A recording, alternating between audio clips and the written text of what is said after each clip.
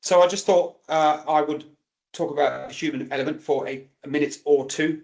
Some of you may have come across the book of Mind Management, a guy called Professor Steve Peters, a performance coach, very famous for working with British cycling and things like English rugby and Liverpool Football Club, to name a few. But he wrote a book a couple of years ago called The Chimp Paradox, which is a really nice, simple way of, the basis of the book is around emotional regulation. Managing your chimp is around controlling emotions.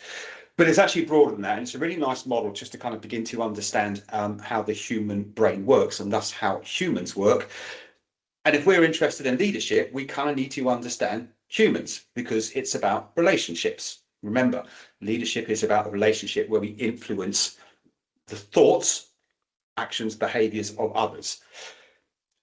So to begin to understand why people do what they do, we could look at this brain. The three areas of the brain: the parietal system, the frontal lobe, and the limbic system. I'm going to do this really quickly, and there's a lot of depth to it, of course, but it might give you an idea. The parietal system, in the book, is termed as the computer. The computer is the storage system. Your storage system stores every single experience that you've ever had.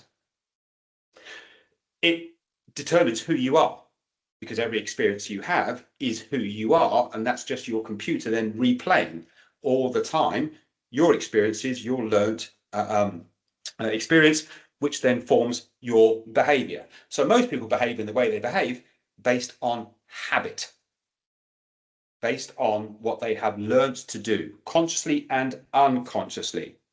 So when you're trying to get people to do things differently or do things better, one of the things you're often fighting against, of course, is people's habits. Habits are there to keep people safe.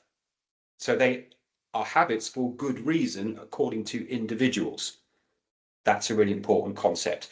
So we have to understand that people are hardwired to a great degree because of their previous experience to do things in a particular way. And if you're asking them to do something different, or working out why they're not doing what you want them to do or think they should be doing, it's because consciously or unconsciously, that goes against what they have learned. Secondly, you have the frontal lobe. So the frontal lobe is the logic system. So the logic system helps us reprogram the computer with logic.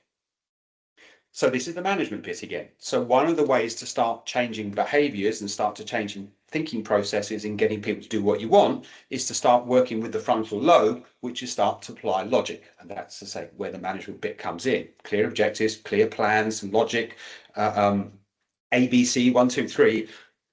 Frontal lobe gets that, and then it can start to work and to start to reprogram. So dealing with logic, dealing with facts, dealing with objectivity is always a really good place to start when you're trying to get people to do what you want and what you need. But then we have a limbic system. Limbic system, the chimp, is extremely powerful. It's more powerful, much more powerful than the frontal lobe. Your emotions are more powerful than logic. So herein lies a problem sometimes, is where the chimp, the emotional brain, is determining actions because it's more powerful than the frontal lobe. The limbic system, the chimp, one function only: survival. The frontal lobe has developed to be able to kind of operate in this modern world. The chimp hasn't. The chimp still is absolutely based on the basic fight-flight response. So anything that happens that sits outside of the parietal system, our experience, any new experience, is open for the limbic system, the chimp, to take charge and essentially to send us into a degree of panic, anxiety, stress, worry, etc. The way to overcome that, without going to great depth, is again going to the frontal lobe, is going to logic, etc. So whichever way we go, we're still going back to this kind of start point of working with fact, data, logic, process. But as I said several times here, that's not enough. That limbic system still needs to have its place. So we still need to relate to the chimp. We still need to be able to relate emotionally with people. And as many of you will know, that if you're able to do that, that's the leadership bit. That is the bit where you start to get real buy-in from people. The consistent buy-in. They'll do a job once.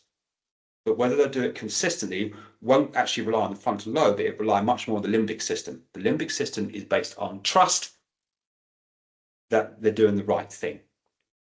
It's aligned with values, it's aligned with beliefs. All that sits within the limbic system. That is the realm of leadership. So whilst the frontal lobe is fantastic for reprogramming to a certain degree, where it's our start point, we then, from a leadership point of view, need to be working with the limbic system, the emotional center.